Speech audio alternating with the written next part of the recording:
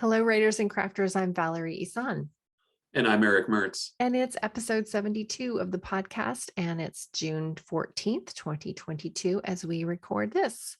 Our main topic today are the global C's, which are the global conflict, choice, and consequence of your novel. So it's novel structure, story structure. That's what we'll be talking about today. The podcast is sponsored by our patrons at patreon.com/Valerie Ihsan. For as low as $1 a month, you can get a shout out on the podcast and we can make announcements for you. So it's good, cheap advertising. We'd love to About have as cheap you. as it gets. Yeah. It's Flag Day too. Let's all talk. It's Flag Day. I don't even know what Flag Day is. I don't know what it is either. It's always on your calendar. And it seems sort of like in the pecking order of holidays that make your calendar. It's sort of, I don't know. Is it the most exciting? It's not the most exciting It holiday. must be a patriotic holiday. It's gotta be. It's a Flag Day. It's flag. It's Flag Day. But the Santa pack still picked up my trash and recycling today. So it's not one of those holidays that shuts Right. My down mail the just banks. came. So I should have told the mailman, hey, it's Flag Day, you're working, and he would have been really mad. That could have happened. I didn't even know it was Flag Day until Google popped up the little announcement on my screen this morning while I was working. Flag Day. What's Flag Day? I think I'm going to try to. I'll figure out before the end of the day what I should have done, and then I'll feel remorse for it. So, what are you reading? I am reading. Oh, this is such a funny story. I'm reading. So I decided to dive into big chunky fantasy book. Oh, the Doorstopper. Okay. Yeah, The Shadow of What Was Lost by James Islington, and it's okay. And so here's what I did. I did the foolish thing was I started reading the book, and it's advertised as like, if you like The Wheel of Time, which is one of my favorite fantasy series, then you'll love this series. And so what the heck? I start reading it, and it doesn't have if you've read The Wheel of Time, that first book takes off like nothing else. I mean, it is just the first half of that book is perfect. This book did not take off like that.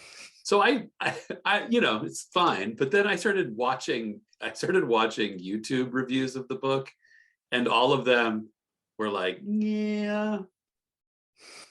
So now I have this book. It's really thick. I'm a little ways into it, and I have these reviews in the back of my head that are saying, yeah. So I'm trying not to be that person that's easily swayed and influenced. I want to read the book, but I keep hearing that because if you're already like, this isn't doing anything for me, and there's other people that are saying, oh, this didn't do anything for me either. Well, it is and it isn't. It's just not doing enough of it. And actually, there's some missing 3 C's in some of the early scenes. Okay. That I picked out right away. Like, this would be one of those things that I think somebody should have pointed out to the author that this scene doesn't make any sense. And we'll talk about it. But I don't know. I'm actually, this is funny. I'm actually using this book as like as kind of a test. Like, and I'm at this, like, how far do I have to read a book before I'm ready to put it down? If it doesn't really take me in the next 100 pages, I'm 300 pages into a 600-page book. Do I have to finish it? At what point is it okay to give up? I beat an all-time record for myself last night. Oh, really? I started reading a book, coming. and within, I don't even think I finished the first chapter, and I was like, nope. And that has never happened to me before. I'm usually, forcing myself to get through at least like 5 or 6 chapters. I want to get a chunk of the way in to just see if, like, the beginning is kind of a fitful start. Sometimes that happens, or sometimes I'm not in like the best frame of mind for the story the first time I sit down, and maybe even the second time I sit down to read it. So I really want to give it a good chance, because for some reason I picked it up to begin with. So sure, right. I wanted to test the theory, but man, I just could not get past. It was the writing style, the word choice, the like $50 words when a 5-cent word would do, and doing the picking up the trash and putting it in the trash. So now the trash can is half full. And Oh then my gosh, it's like, so funny you say I that. hate that kind of writing.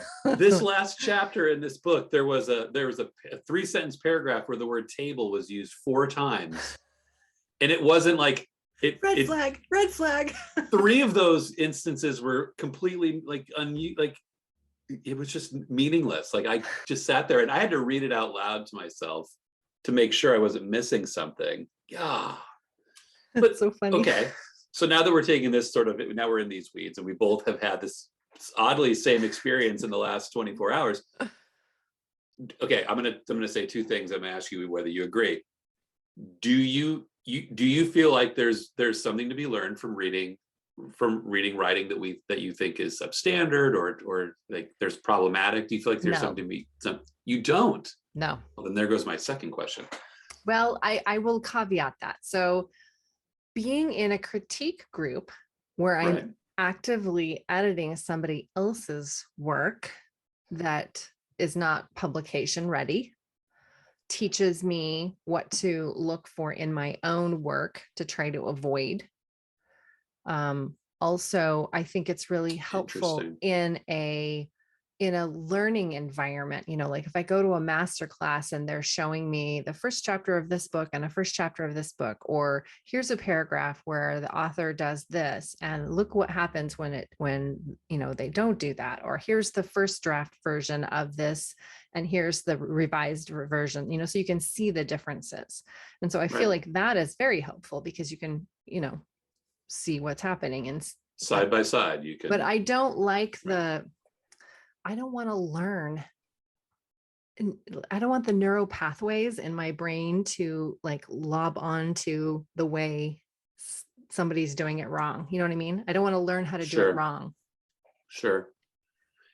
Well, my second question, you jumped past my second question, and that was going to be how far do you read bad writing before you've learned the lesson? So if you're the person that gives up really fast, then I think I should listen to you. I don't want to use the word give up. Well, I don't give up fast. That's right. Okay. You're right. That's not right. But you know what you want. If you're not getting it, well, if I notice this is, we're writers. And so we're going to see story structure in the story however we consume it, whether we're listening to it on an audiobook or watching it on TV or reading it in a book. And if we notice places where they've missed things, but we're still engaged in the story, that's one thing. But if it's like, agreed.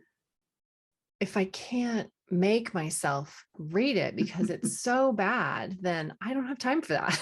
So I finally, after, 40 years of not allowing myself to put down a book, if I don't finish the whole thing, then because I have so many books packed into this bookshelf down by my feet that it's spilling over onto the floor. And these are the books that I have not yet read. So I don't have time to read stuff that I'm not enjoying.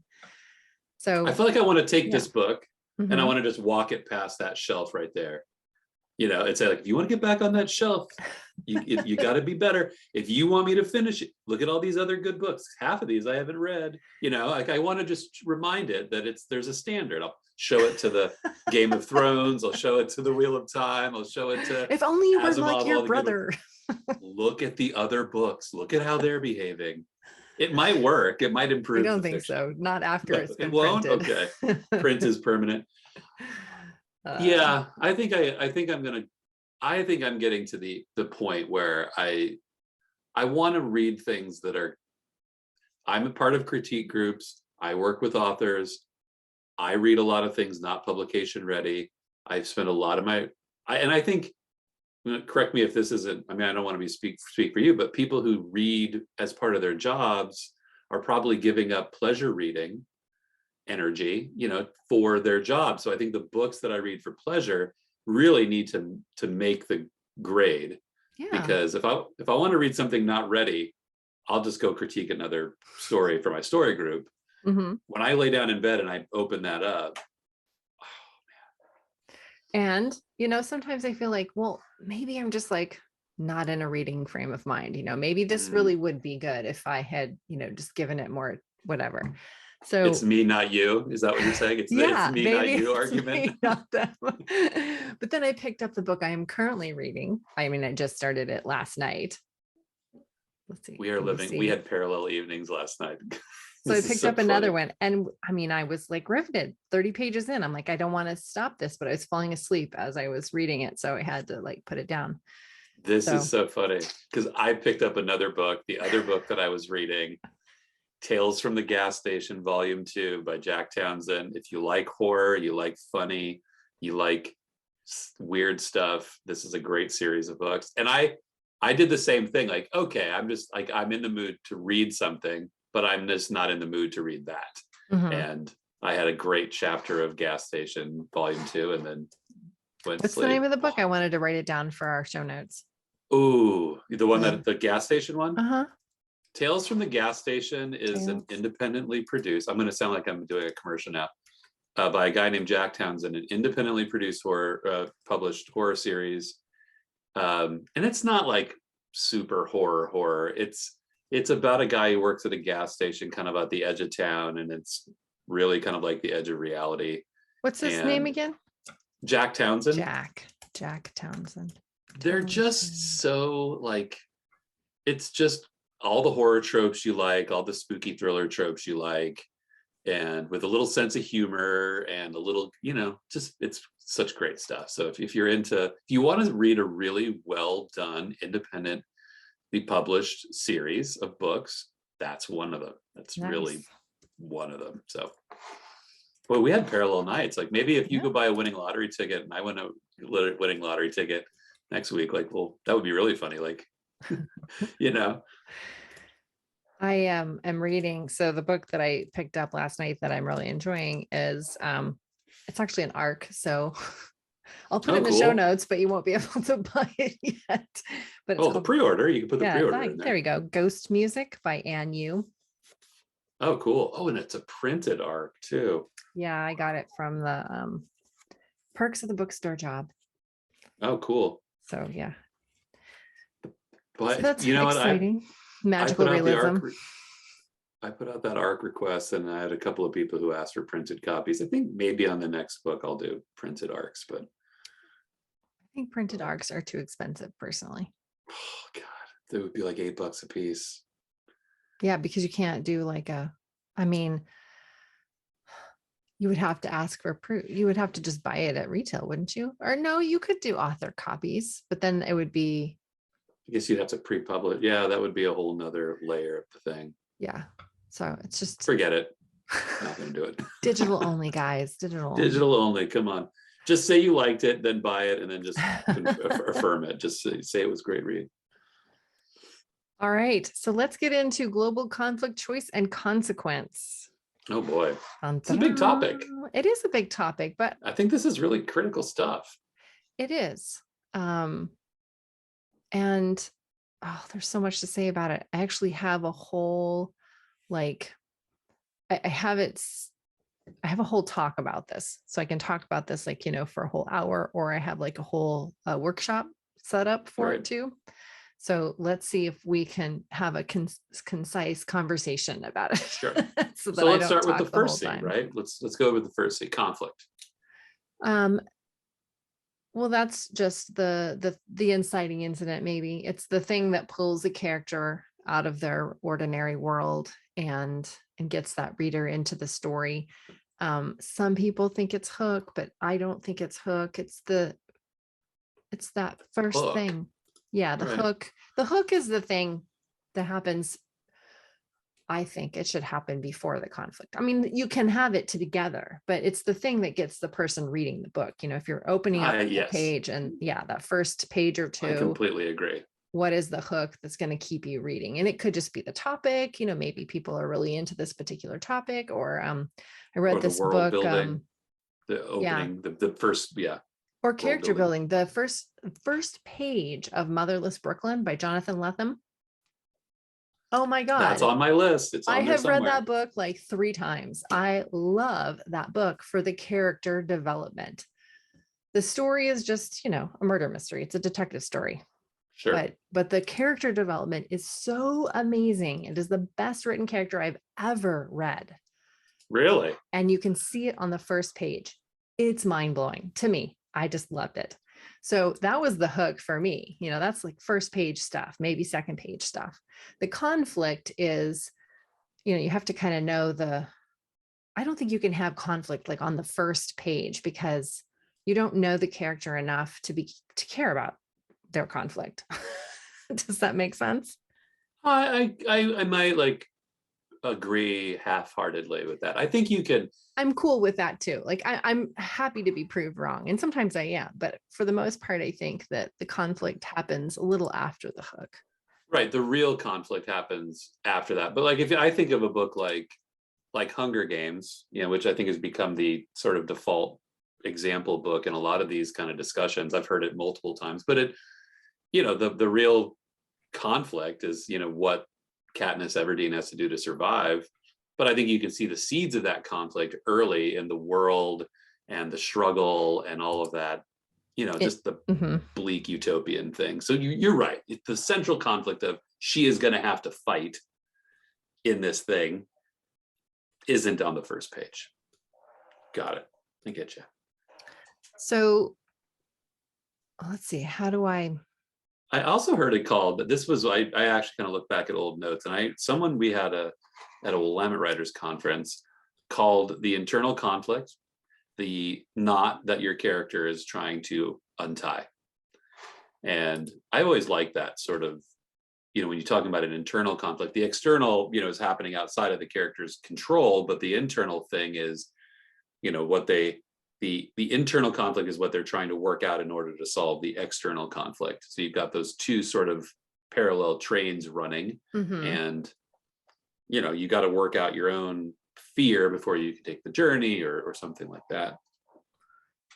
So I think that the global conflict, I guess so. Global meaning the whole story, not just like, because you can take these 3 C's down to the act. You can have 3 C's each act 1, act 2, act 3, and you can bring it down to the scene level too. Like every scene would have a conflict, choice, and consequence. And that's really going to make your story amazing. I mean, if you were able to pull the reader in and get them surprised at your conflict and like wrecked by the choices, what would I do? I can't imagine, and then I think the consequence is kind of it's almost a throwaway scene. Really? Because okay, we'll get there. I mean, I don't think, well, yeah, we'll get there. Okay. So global, when we say global, I mean like for the whole story. So for the whole story, your whole premise, the thing that starts that story off, that really does, you've got your ordinary world. And then what's that thing that kicks them into, okay, this is going to change my world for the protagonist. And that could be an internal thing, but probably it's an external thing. Right. Maybe the internal thing like triggered the external thing. Right. Maybe. Or or the other way around. Yes. But in terms of structuring your book, the global conflict at the beginning of the story-ish is going to be. So now you got me second guessing myself. I guess it could be an internal thing, but you have to have an external conflict too. So maybe you can write both of those in. I mean, you have to have I don't know if the global conflict has to have. Okay, now you've got me all confabulated. Uh-oh. When I sit down to write a story, I have a character flaw, which is that internal conflict, that internal struggle. And so the conflict that happens at the beginning of the book reflects on that internal flaw. Right. In some way, it's connected somehow, whether you said like it triggers the internal conflict or the internal conflict triggers the outer conflict. I don't know, but however it works for your story. But it has to have that initial conflict that propels the protagonist into a situation that forces the choice at the end of the book. Right.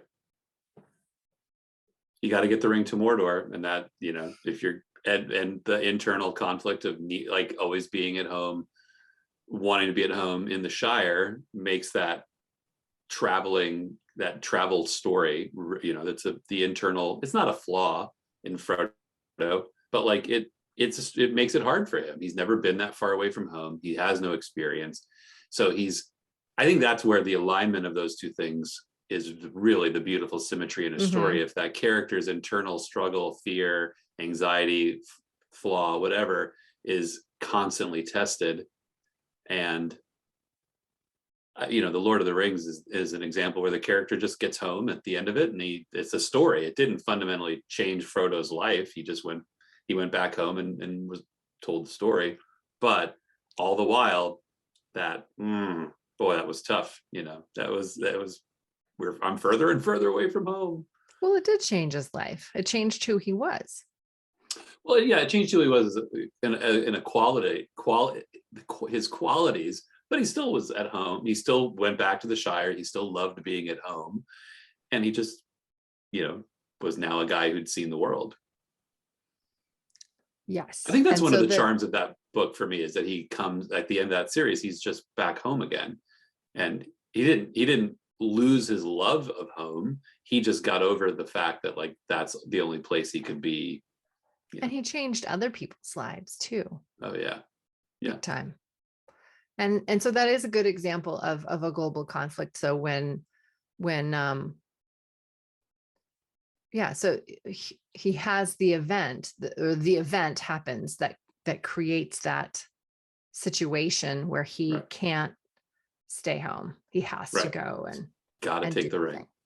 Yeah. So that's a good conflict, something that propels the protagonist and forces creates an unavoidable situation. Right. So whatever that is for your book. And going back to Hunger Games too, she has, she's thrust in the middle of that fight, right? It's to protect her sister. Yeah, because I think it was her sister that I didn't read the book. I just watched the movie. So I don't know how the book portrayed it, but yes, her sister was going to be the one that was called. Right. And so she stood up. Right. And protect her sister. Right? Yeah. Because her sister was Katniss smaller, she's weaker, was way stronger and knew that if she was ever going to have any chance of winning and living, it would have been her, not her sister. Right. So that was the incredible, difficult decision and the conflict. The world created that conflict, and she stepped up and said, "No, I'll take the hit." So is that choice then? Is that the choice? That could have been the choice of the first act, maybe, but it was definitely the global conflict. Okay.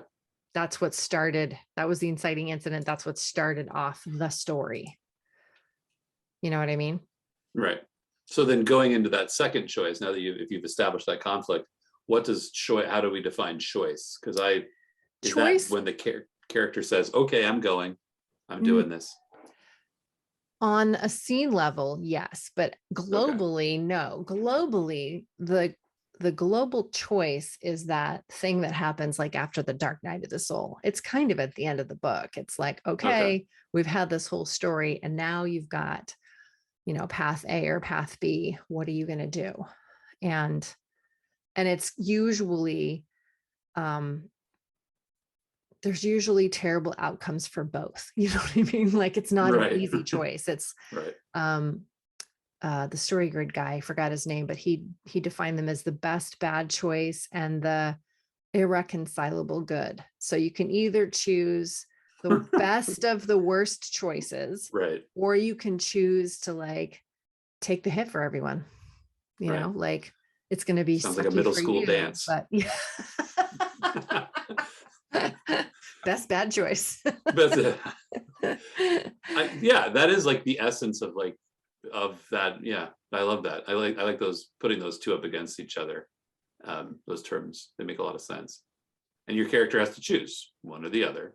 But they have to have trouble choosing. And so for me and for many writers, the choice is actually one of the hardest things to write and to make good in your book. And even if you've got a great global choice and it works wonderful and you write it well, if you don't have those other, I mean, that's great in and of itself. But also if you are going to take this to the scene level or to the act level, like some scenes you could just skim through as a reader, like, oh, this was interesting. Okay. Yeah. I'm just getting to the next book and the next scene. But if you've got a good scene choice for the characters, that's going to pull you through the book and create more intense pacing, I think.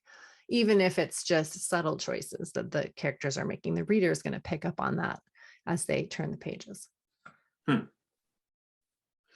This is the one I have, I think, as a writer, kind of a hard, yes, it's very, there is the conflict sort of, you start resolving the conflict, but there is that, if you are escalating that conflict in a way that is satisfying to the reader, the bad gets bigger, the car, what's chasing you is faster, the monster gets bigger all the time. But ultimately, the whole time, that really the bigger monster is is the character's impending choice, and that's a hard one to see, because I think a lot of, and I know I do this in a way I have to be more conscious of, not is that resolving the plot and that conflict, resolving the conflict does not land you in a choice, right? And I think that's missing. Resolving just the conflict, like, okay, I got through the obstacle course and now I'm at the end, is a plot driven resolution, not a character driven resolution. But the conflict at the beginning of the book, that's just kind of the inciting incident. So you're saying the inciting incident gets you into the whatever the next, like when you're now on the journey, and that journey you're on, but just getting where they're facing, where they can get to the place where they're facing the choice.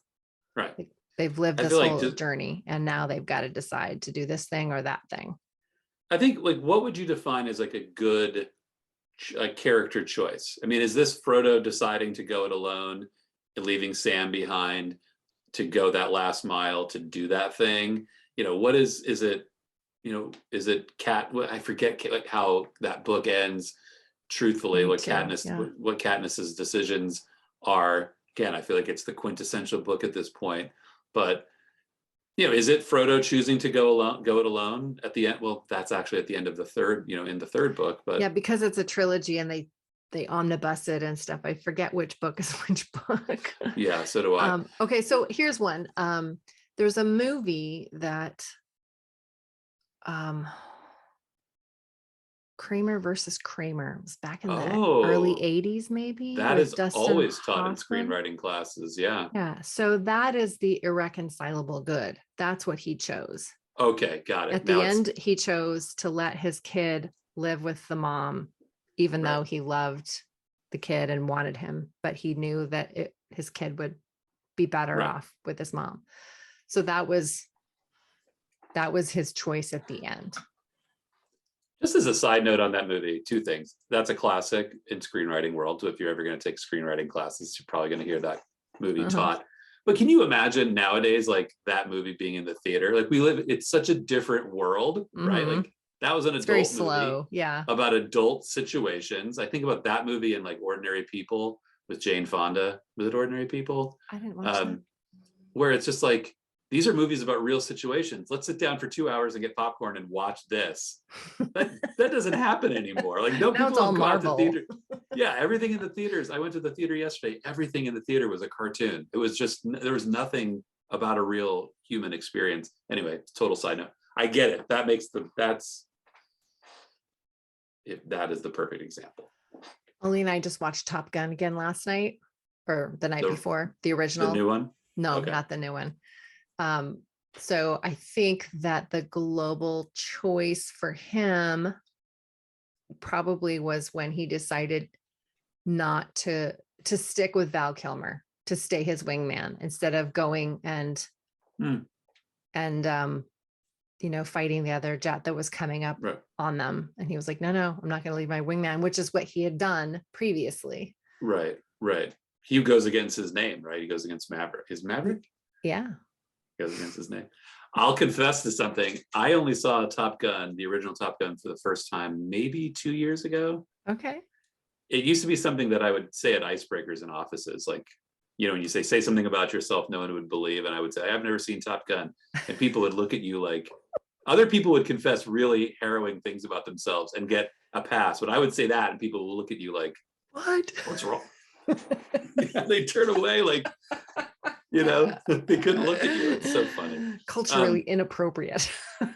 And it's interesting that, but you bring those two, okay, and those are two different movies and those are two different choices. And those are very different global, like big choices, right? I think most people would identify in Kramer versus Kramer, that decision is that moment. Like, I could identify that moment. I gravitated right to it. But in a movie like Top Gun, that's maybe a little less, because it's more of, it's an action story. It's less, kind of a brooding, emotionally driven story. It's harder to see that choice as like, do you think? I think sometimes it's easier to do Now you're well, gonna fluster maybe that's me. not true, because the trick with fixing the global choice is that it has to be something terrible and it can't be obvious. It has to be really hard for the person to make the choice. And so it can't often be the first thing that you write down as the author. Right. And yeah, they each have to have terrible outcomes. The reader and the character can't see a way out. Like, what? And that's what makes you keep reading. Like, what in the world are they going to do? This is terrible. What would I do in this situation? Whatever. And that's what I also get irritated too when I'm reading a book and I see their choices already, or like the author's trying to hint at maybe what will come later. And I'm like, well, that's what's going to happen at the end of the book. Then they're going to choose that thing. You know what I mean? Right. And that's what happens. So that would be a bad execution of a global choice, because the reader already knows what the choice is going to, what the options are going to be, and know what the character is going to choose. So an underdeveloped global choice would be one in which the protagonist either doesn't face a choice at all, or maybe the character doesn't, he just acts without any internal dialogue, like the reader is not knowing where his motivation is coming from, or whatever, or like we talked about, the choice was too easy for the protagonist. And yeah, in order to have a good global choice, it's got to be a difficult decision and struggle. Yeah, and I can see how when you use Kramer versus Kramer, because it is such a clear, the conflict is, if you do like the whole conflict grid, man versus nature, man versus man versus self, there's like a clear, it's Kramer versus Kramer, the conflict is in the title, but there's also him versus himself. Like he is, I love the scene in that movie where he's trying to make breakfast for the kid, and the kid is like, sits there like he knows how mom makes French toast. I think it's French toast or eggs, or he knows how mom does it, and the kid sits there and expects it that way. And then they show dad like he can't do it. And it's tremendous acting. Like, it's everything. It's like one of the great scenes in movies, I think, because it's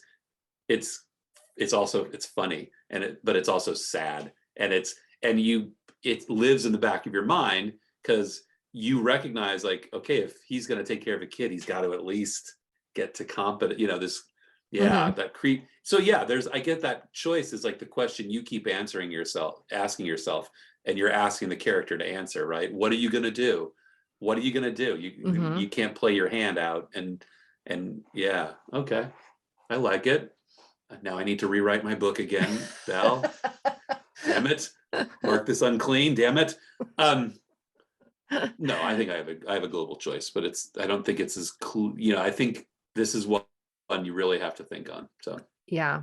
And then it's not the product of inertia, which I think sometimes when you get into a plot-driven story, we assume that resolving the obstacles in the plot, just that basic like momentum is the choice. Is like, am I going to knock over the next obstacle? No. Yes, no. It's not that. And for some genres, like romance, I mean, think about the tropes of romance. And in order to make a romance, you have to have a happily ever after. That's what makes the romance. Right. Otherwise, it's a So, tragedy.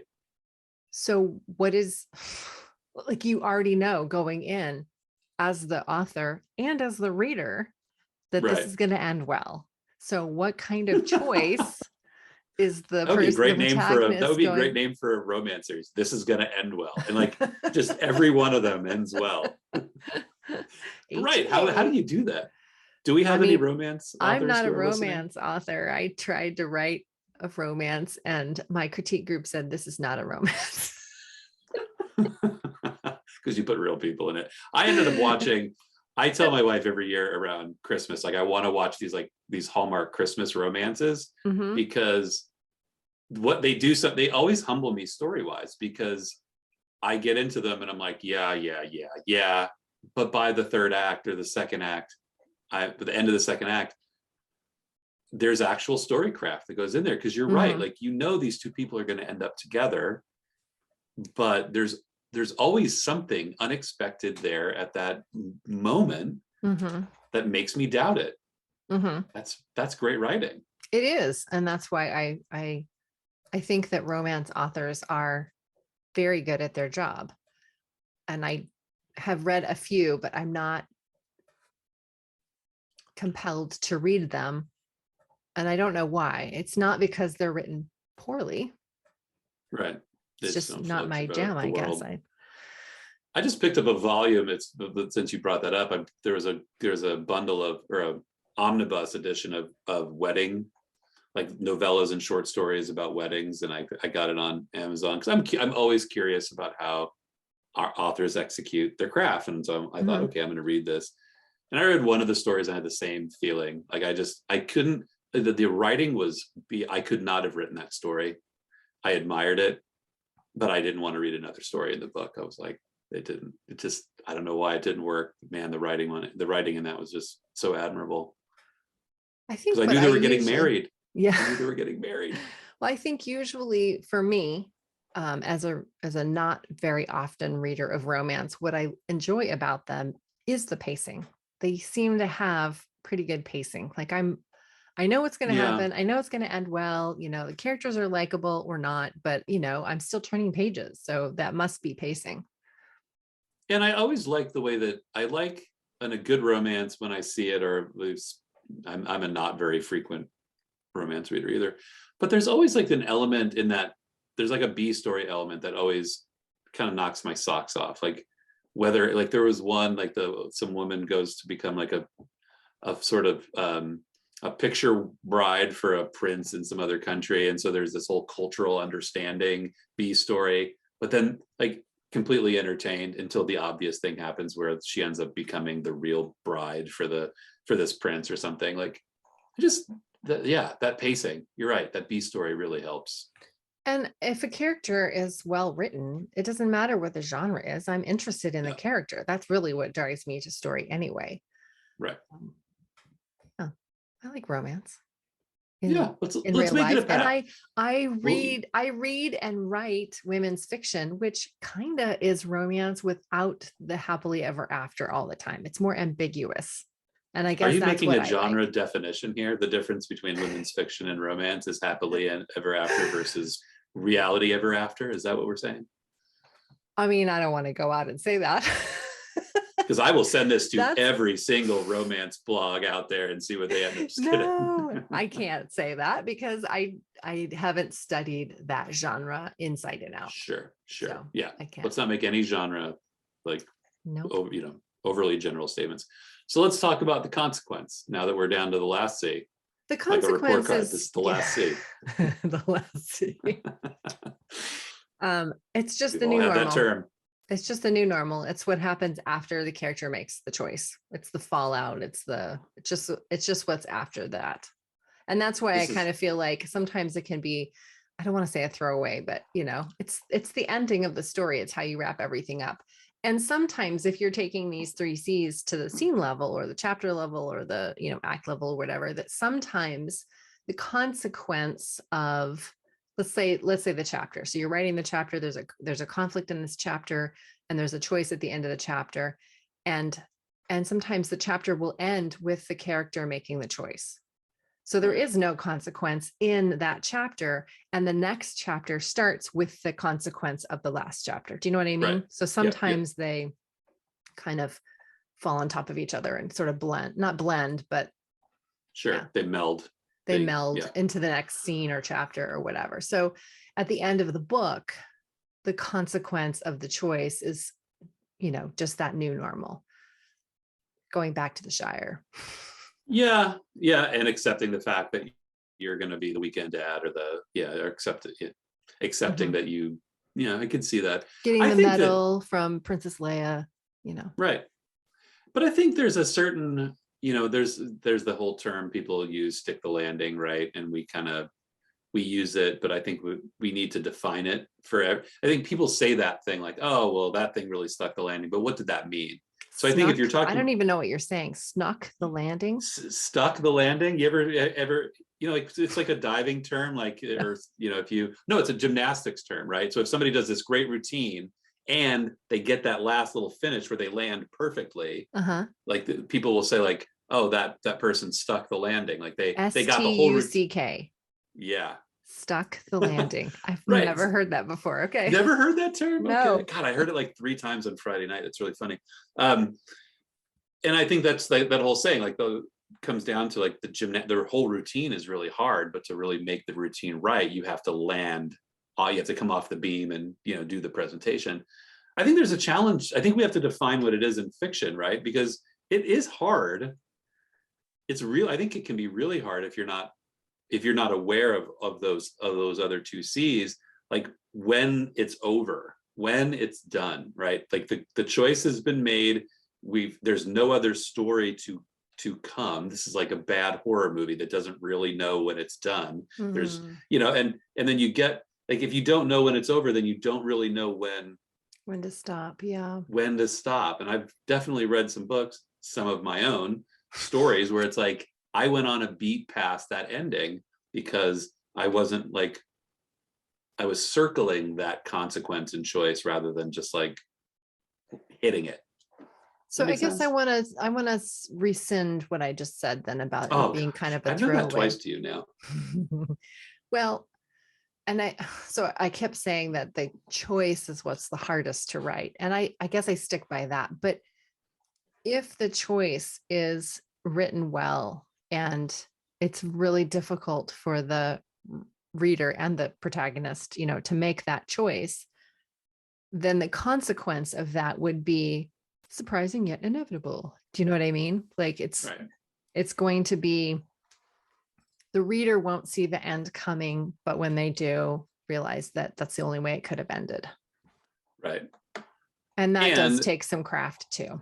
It's right. Not just and there is also that just like, you want that to be satisfying because that's the last taste you're going to get of that story. So if in Kramer versus Kramer, he's in that last scene where I forget what the last scene is, but it's probably he is now the weekend dad and he's living the weekend dad life. If all of a sudden he was surly and a jerk about it, it wouldn't be a great ending because he's not at peace with his decision, right? Like, so I think we want that, like, there has to be like, I think it's tone in that consequence scene, that like New World scene, that closure. Yeah. Right. If the Lord of the Rings ended with Frodo just like cringing for the next adventure, or like haunted by what he saw or something, it wouldn't be this like that peaceful button up, like happy ending that we get out of it. It would feel less, conflict has to end in the story. If it's going to pick up in another volume, then at least give us a little pause, like the space between the tracks on an album, to wait and then start up again. And that is nice. I mean, when you talk about hooking the reader to the next chapter, or the cliffhanger endings, or I don't want to piss off the reader at the end of the chapter. So I can't leave it as a cliffhanger for the next book. I mean, maybe the chapter, okay, you can turn the page and keep reading. But if the book ends and there's like no consequence, and it's just, he makes the decision and the book ends, that would be irritating, I think, to the reader, Right. or confusing even, it would leave, like you said, leave them with kind of that bad, I don't know, irritated taste in their mouth. Not that a taste can be irritating, but Well, I'm mixing my metaphors. Right. But it's, but I don't want to like create such a, if I'm trying to finish the chapter, I don't want the consequence to be so neatly tied up that they find a nice place to stop the book for the night. Right. So there is an art to the consequence. Yeah. Chapter wise, anyway. Yeah, I agree. I think that, and if Gary Corbin, who's an author that I work with, is listening, he is a real stickler for that. Like, he's one of these authors who really in my critique group, like really made that clear. Like, there's a difference between ending a chapter, ending a beat, ending a storyline, ending a book. You have to like look at them very differently. You treat them differently. And one of the things he's always saying is like, the end of your book can't be a cliffhanger, even if you're gonna pick up 5 minutes after that end to this book in the next book in the series. This has to be a satisfying finish, and maybe a new something starts here, right? So I think a great place to take that global consequence is the end of that internal struggle. Right. Because that's sort of like a reflective period, and the character can, say something about how he's grown, that character arc can finish on those last pages, I think. I'm sure glad I'm not afraid of heights anymore. And then book. But artfully. But artfully, right. Yeah, that makes sense. I like thinking these things through, because I think, as writers who are trying to inform themselves all the time, regardless of experience, I think it helps to articulate some of the things that you read. Like, you can conceptualize what those words are. We know what those three see: conflict, right, choice, and all these things. But can we really describe them is the key to, like, I think, implementing them. I'm glad I am now like hooked on this choice thing. Like, I am writing through a draft of a book, but I am gonna, the next time I sit down with it, I'm gonna be like, what is the choice? It's gonna sit there in the back of my mind. I don't think I've articulated that out loud, like that question out loud, really ever.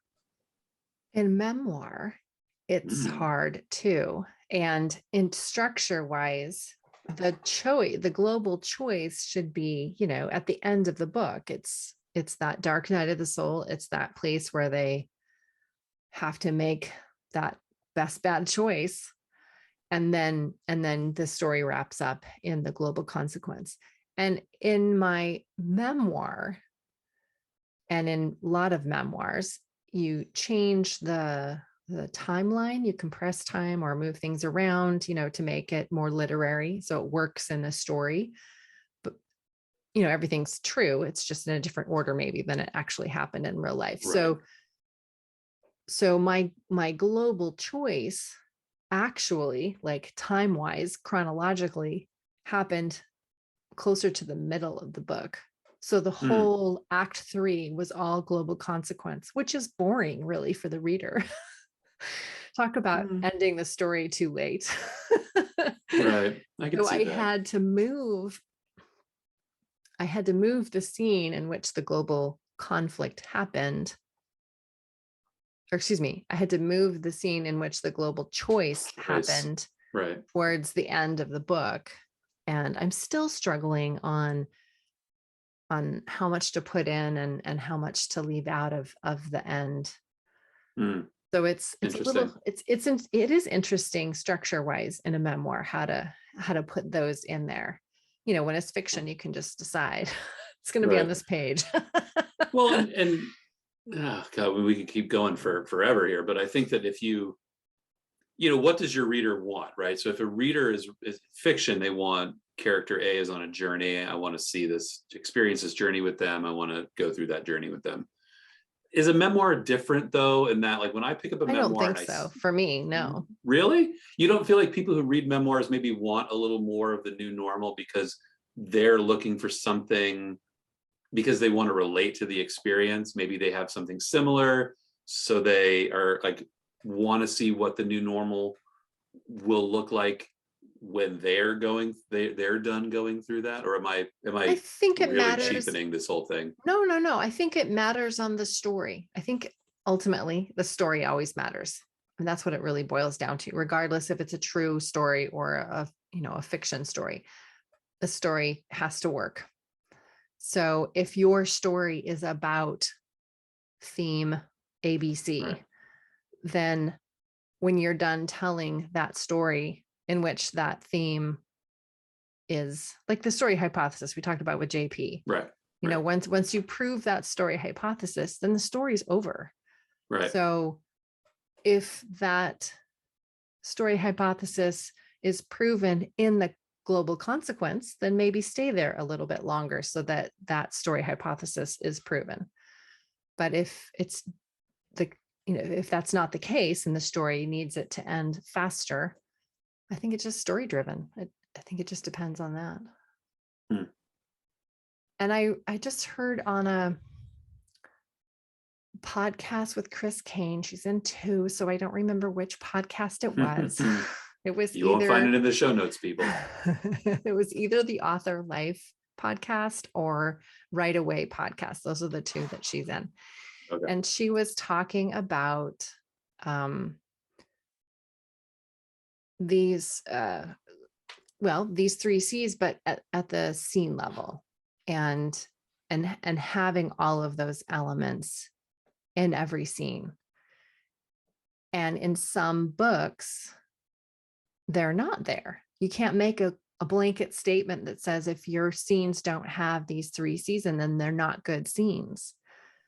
It does make them good if you have them, but right, makes them better. We've all read books that are more, not episodic, but like, I think that's the right word. Well, like I mean, the if Seven I'm going with your Steeples, thinking. the Seven Steeples book I just read was very lyrical and kind of poetic about setting, so You're right. the whole thing was full of beats. That's what it was. Like there were tiny little paragraphs and every chapter was like a year, so it was just a bunch of beats. And so a beat is not a scene. A beat didn't have necessarily a choice, conflict, consequence. I said that out of order, a conflict, choice, consequence. And so what Chris said on that podcast I listened to was that if it doesn't have those elements in that scene, then the scene needs to be, or beat or whatever, needs to be exceptional in some other way, whether it's with language or form or whatever. There has to be something that will pull that reader through. And so, and going back to that book I was talking about, the Shadow of What Was Lost, I mean, that is in the first 100 pages. There's a scene in that book where 2 of the main characters are in a room with 2 dead bodies. These people have never seen a dead body before, and there's no consequence, there's no conflict with it. They're just there having a conversation. There's these bodies on the floor.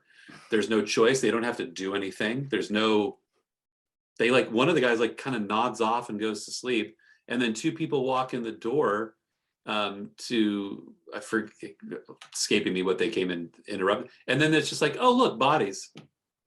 And then like, I just read 15 pages of like a writer telling me like, look at the bodies on the floor, and then they had nothing. The whole scene was, you could have thrown the whole scene away. Wouldn't have done anything.